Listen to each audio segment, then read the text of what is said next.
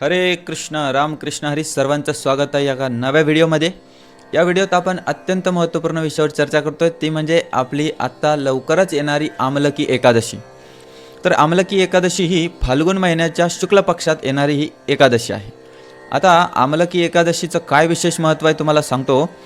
जर या आमलकी एकादशीच्या दिवशी एक जरी आवळा तुम्हाला भेटला तर त्याचं काय फळ आहे असं सांगितलं आहे। गंगा, काशी, पुष्कर, गया इत्यादी तीर्थांमध्ये स्नान करूनही तेवढं पुण्य प्राप्त होणार नाही जेवढं पुण्य तुम्हाला आमलकी एकादशीच्या दिवशी एक आवळा मिळाला तर मिळेल। आणि सोबतच 1000 गाई दान करण्याचं विशेष फळ देखील आमलकी एकादशी केल्याने तुम्हाला मिळणार आहे। आज या कलियुगामध्ये आपल्याला दान करणं अत्यंत कठीण झालेलं आहे। 1000 गाई दान करण्याचं पुण्य फक्त एका एकादशीने मिळणार आहे। आणि सोबतच अत्यंत महत्त्वपूर्ण योग आलेले आहेत। या व्हिडिओमध्ये तुम्हाला डिटेल माहिती मिळणार आहे। यामध्ये आलेले योग कोणते आहे, पूजाविधी काय आहे, या एकादशीची कथा काय आहे आणि कशा प्रकारे आपण उत्तम रीतीने हा व्रत करू शकतो। सर्वार्थ सिद्धी योग, आयुष्मान योग, सौभाग्य योग आणि रवी योग आलेला आहे। हे चारही योग या एकादशीच्या विशेष मुहूर्तावर आलेले असून आयुष्मान योग जो तुमचं त्या दिवशी केलेलं कार्य जन्मोजन्मांतरीसाठी अक्षय करणारा आहे। तर हा व्हिडिओ शेवटपर्यंत नक्की बघा, ज्यामध्ये तुम्हाला डिटेल माहिती मिळणार आहे। तर आमलकी एकादशीविषयी सांगण्यात येतं की यत्फलम सर्व तीर्थेषु तत्फलम सर्वदानतः। तर तुम्हाला यत्फलम सर्व तीर्थेषु यत्फलम सर्वदानतः, सर्व दान करून सर्व तीर्थांमध्ये स्नान करून जे काही फळ प्राप्त होतं म्हणे तत्फलम लभते मर्त्यो, मृत्यूलोकातील त्या व्यक्तीला तेच फळ मिळतं। कसं? दृष्ट्वा धात्रीम अहर्निश, दिवसा किंवा रात्री कोणत्याही वेळी जर तुम्ही धात्री वृक्ष म्हणजेच आवळ्याच्या वृक्षाचं दर्शन केलं तर, कधी आमलकी एकादशीच्या दिवशी, तर एवढा महिमा सांगितलेला आहे आवळ्याचा। सोबतच वशिष्ठ ऋषी राजा मानधाताला काय सांगत आहेत, म्हणतात की जर हे व्रत मनुष्याने केलं तर त्याच्या जन्मोजन्मांतरीचे पाप क्षणात जळून भस्म होतात। सोबत या व्रताने 1000 गोदाना एवढे पुण्य तुम्हाला लाभते। आणि आवळ्याचा जो वृक्ष आहे त्याचं जे स्वरूप आहे थोडक्यात एवढंच समजून घ्या, तस्य मुले वसेद ब्रह्मा मध्ये विष्णू सनातना अग्रशाखाशु रुद्रश्च देवा सर्वेच शाखिषु। काय म्हटलेलं आहे, आवळ्याचं जे झाड आहे त्याच्या मुळामध्ये ब्रह्माजीचा वास आहे। प्रजापती ब्रह्मदेव आवळ्याच्या मुळामध्ये वास करतात आणि सनातन शाश्वत विष्णू त्याच्या मध्यभागामध्ये वास करतात। ज्या अग्रशाखा आहेत, फांद्या आहेत, त्याच्यामध्ये भगवान महादेव रुद्र वास करतात आणि ज्या उपशाखा आहेत त्या सर्व ज्यामध्ये देवता वास करतात। अशा प्रकारे हा जो भगवान विष्णूंचा आवडता वैष्णव वृक्ष म्हटलेला आहे। आवळ्याचा वृक्ष याला धात्री वृक्षही म्हटलं जातं। आवळ्याच्या झाडाचं दर्शन देखील आपल्याला पापमुक्त करणार आहे, म्हणून या दिवशी नक्की आवळ्याच्या झाडाची पूजा करायची असते। तर काय म्हटलेलं आहे, हा वैष्णव वृक्ष आहे। आवळ्याचा वृक्ष वैष्णव वृक्ष आहे। सोबतच म्हटलं आहे सृष्टीच्या निर्मितीसोबत भगवान विष्णूंच्या मुखामधून या झाडाची उत्पत्ती झाली होती। आणि आयुर्वेदिक सोबत आध्यात्मिक जे काही महत्त्व आहे ते भरपूर आहे। आवळ्याच्या झाडाचं किंवा आवळ्याच्या फळाचं दर्शन किंवा जर आपल्याला तो प्राप्त झाला तर काय फळ आहे बघा, म्हटलंय धात्री फलम प्रकुर्वित विष्णू प्रीती करम परम तस्य दर्शन मात्रेन। आवळ्याच्या झाडाचं दर्शन किंवा आवळ्याचं दर्शन पापम नश्यती तत्क्षणात, त्याच क्षणी तुमच्या जीवनात असलेले सर्व पाप जळून भस्म होतात। एवढा महत्त्वपूर्ण आणि विशेष आवळ्याचा वृक्ष आहे। आणि हे सर्व आमलकी एकादशीच्या दिवसाबद्दल मी बोलत आहे। पुराणानुसार आवळ्याच्या झाडामध्ये सर्व देवतांचा वास असतो, म्हणून याला वैष्णव वृक्ष, देववृक्ष, धातृवृक्ष किंवा आवळ्याचा आमलकी वृक्षही म्हटलं जातं। आपल्या जीवनामध्ये आरोग्य आणि सौभाग्य आणणारा हा विशेष आवळ्याचा जो वृक्ष असतो, आमलकी एकादशीच्या दिवशी आवळ्याच्या झाडाखाली बसून आपण विशेष भगवंताची पूजा केली पाहिजे।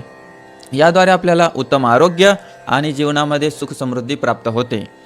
तर आपल्या महाराष्ट्रामध्ये जी परंपरा आहे आणि यामध्ये सांगितलेलं आहे की आवळ्याच्या झाडाखाली बसून भोजन केलं जातं बघा, म्हणजे वनभोजनाचं आयोजन केलं जातं। बरेच लोक आवळ्याच्या झाडाखाली बसून वनभोजन करायला जातात. तर थोडक्यात एवढंच की साक्षात भगवत स्वरूप आणि सोबतच म्हटलं जातं लक्ष्मी स्वरूपा असं हे आवळ्याचं झाड आहे. तुमच्या घराला सुख शांती समृद्धीने भरपूर करणारं हे विशेष आवळ्याचं झाड. तर या दिवशी आपण आवळ्याच्या रसाने स्नान केलं पाहिजे म्हणतात. तुमच्या घरी आवळ्याचा रस असेल तर स्नानात टाका, आवळा खा, आवळ्याचं दान करा, तर तुम्हाला अक्षय पुण्याची प्राप्ती होईल. आयुर्वेदानुसार आवळ्याला वयस्थापन म्हटलेलं आहे. वयस्थापन म्हणजे जो व्यक्ती म्हातारा होऊ इच्छित नाही त्याने दररोज आवळ्याचं सेवन करावं. तर म्हणूनच त्याला अमृत फळ देखील म्हटलेलं आहे. असं हे आमलकीचं झाड आहे, आवळ्याचं झाड आहे. तर आमलकी एकादशीच्या दिवशी हे जे 4 विशेष मुहूर्त आलेत ते काय सांगतायत बघा. 4 विशेष योग पण आहेत. तर यामध्ये सर्वार्थ सिद्धी योग. तर यामध्ये थोडक्यात एवढंच की हा जो योग आहे हा अत्यंत शुभ आहे. तुम्ही या योगामध्ये म्हणजे या मुहूर्तामध्ये जे काही कार्य करणार आहे तर सर्व अर्थसिद्धी, तुमच्या मनातल्या सर्व इच्छा पूर्ण होतील. मग त्या भौतिक असो किंवा आध्यात्मिक असो. तर या दिवशी आपण आपला सिद्धी योग पूर्ण करून घ्यावा. आपलं पूजा, नामजप, कार्यसिद्धी तुमचे जे काय असेल तुम्ही या सर्वार्थ सिद्धी योगामध्ये पूर्णत्व प्राप्त करू शकता. विशेष दुसरा रवी योग आलेला आहे. या रवी योगामध्ये जे अशुभ प्रभाव असतात आपल्या घरावर, आपल्यावर आणि आपल्या ग्रहांमुळे वगैरे ते सर्व दूर होतात आणि आपल्याला यश प्राप्ती होते. सोबतच तिसरा योग आहे सौभाग्य योग, जो तुमच्या वैवाहिक सुखासाठी अत्यंत महत्त्वाचा आहे.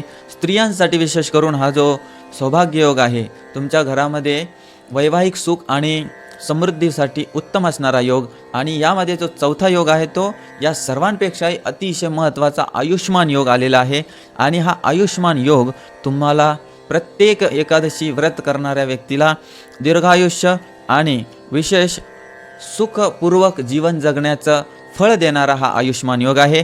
या योगामध्ये जे तुम्ही करणार आहे ते फक्त काही एका जन्मासाठी, 2 जन्मासाठी नाही तर जन्मोजन्मांतरीसाठी तुम्हाला अक्षय फळ देणार आहे. मग तुम्ही याच्यामध्ये पूजाविधी करा, याच्यामध्ये तुम्ही नामजप करा, तुम्ही याच्यामध्ये भगवद्गीता किंवा रामायण महाभारत असे ग्रंथ वाचा, वैष्णव सेवा करा, तुलसी सेवा करा, त्याच्यानंतर तुम्ही घरामध्ये संत सेवा करा. ह्या दृष्टीने घरामध्ये जे कराल, गोदान करा, तर या योगामध्ये तुम्हाला ते अक्षय फळ प्राप्त करून देणार आहे.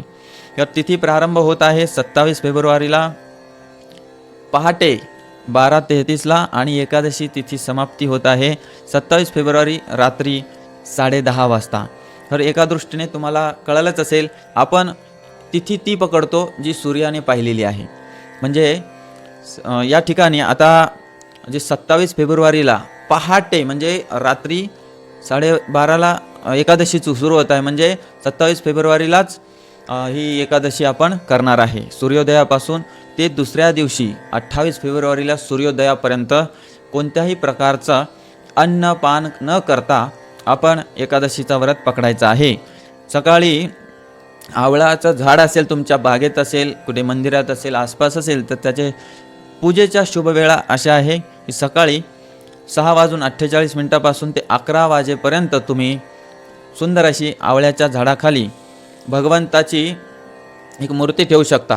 सीताराम, विठ्ठल, रुक्मिणी, राधाकृष्ण आणि तुमचं लक्ष्मीनारायण ठेवून त्या ठिकाणी तुम्ही त्यांना वेगवेगळे भोग आदी गोष्टी अर्पण करून गंध, पुष्प वगैरे आणि त्या ठिकाणी तुम्ही त्यांना आवळाही प्रदान करायचा आहे. तर उपवास सोडायचा कधी? तर बऱ्याच जणांचा हाच प्रश्न असतो की उपवास आम्हाला कधी सोडायचा, आम्हाला माहिती नाही.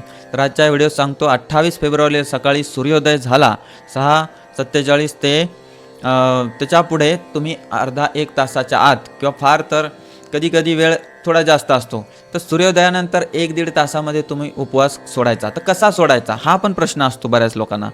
तर मी त्यासाठीच हा एक ग्रंथ मी लिहिलेला आहे एकादशी प्रताप. या एकादशी प्रताप ग्रंथात मी A to Z माहिती दिलेली आहे. हा तुम्हाला ऑर्डर करता येईल घरपोच.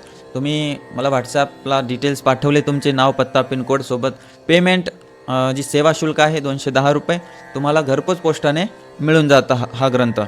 तर जर उपवास सोडायचा तर तो कसा सोडायचा?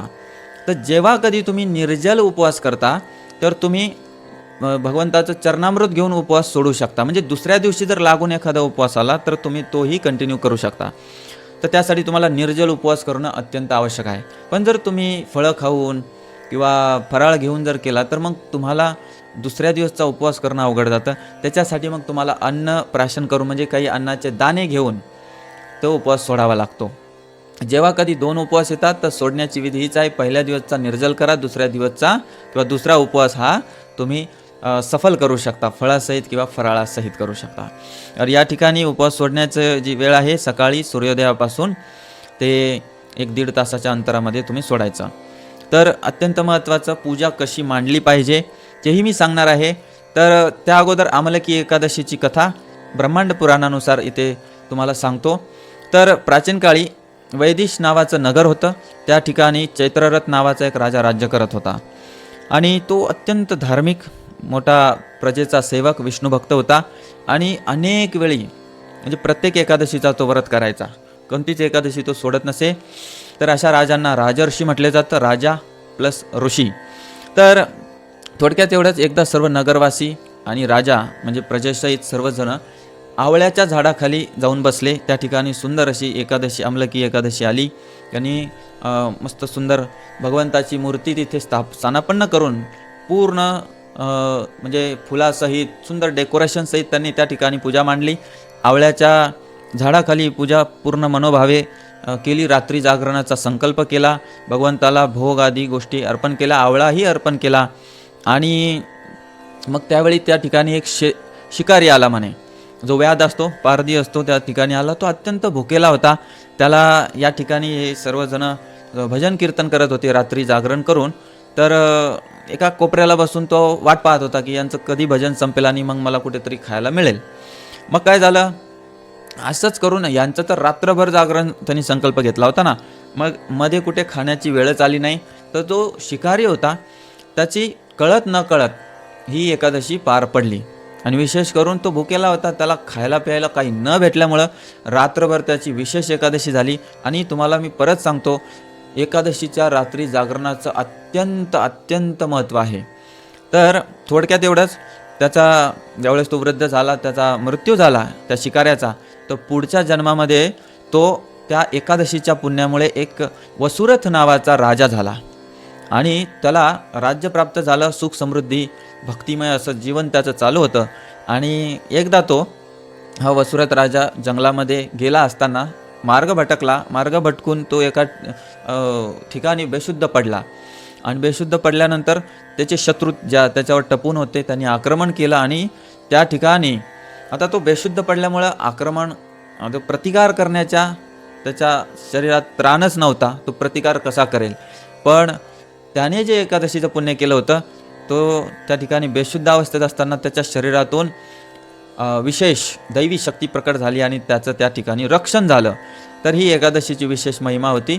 कळत नकळत एकादशी करूनही आपल्याला एवढं पुण्यफळ प्राप्त होतं.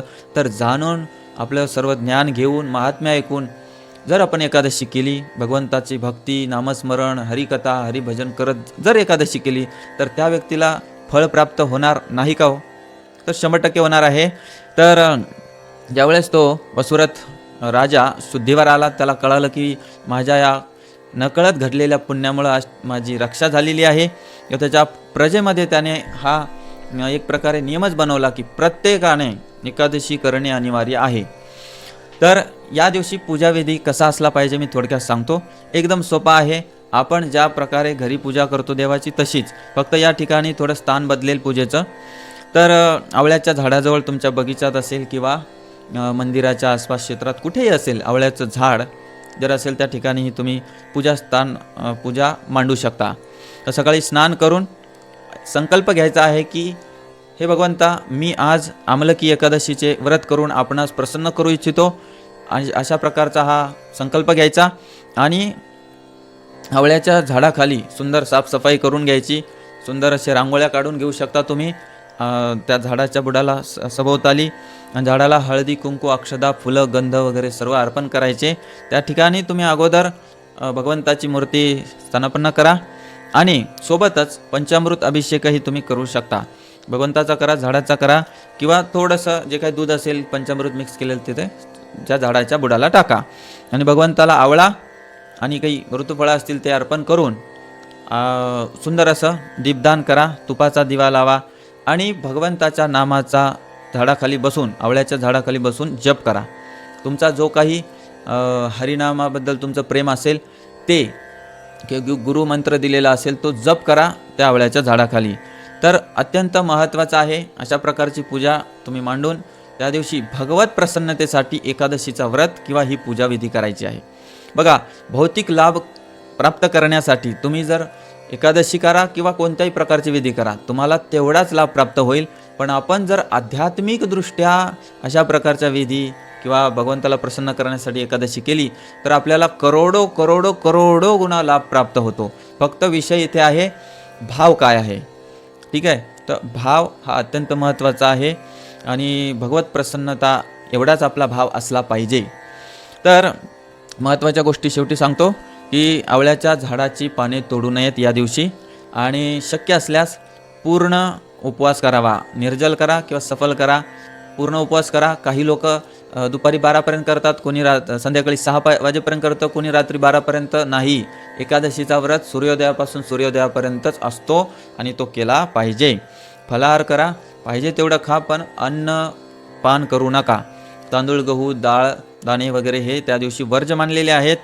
आणि गरजू ब्राह्मण, वैष्णवांना, संतांना काहीतरी आपल्या सामर्थ्यानुसार दान करायचं.